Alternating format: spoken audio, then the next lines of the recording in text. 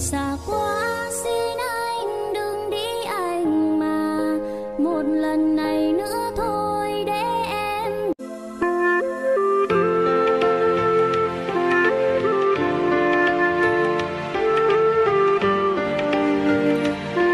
Em sẽ không ở nơi này, anh biết phải đàn cho ai đây, đâu đó nỗi buồn cùng đàn dung, đôi tay lau nước mắt rơi. Có những trong đầu chết xua tu luồng cao xa tao cùng mà yên nhẹ có cần cao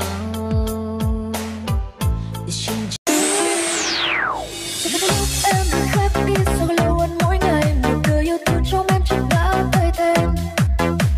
Khi yêu đến con tim vẫn luôn chật trội nên em đặt anh ta.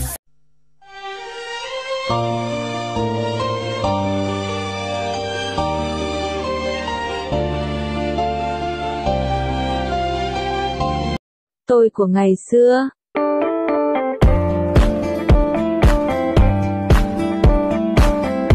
Tôi bây giờ.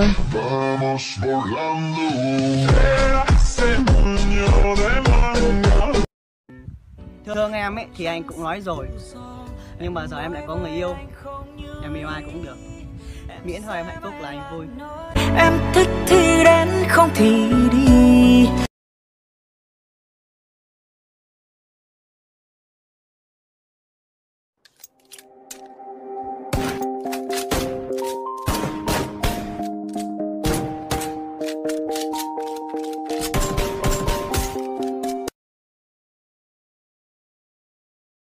One, two, three, four.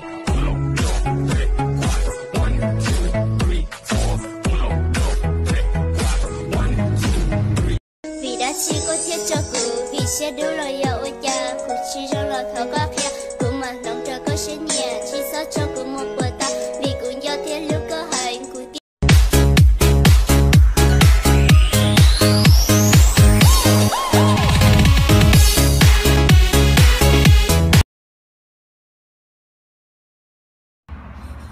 Là người yêu cũ, xa nhau vậy đủ chưa?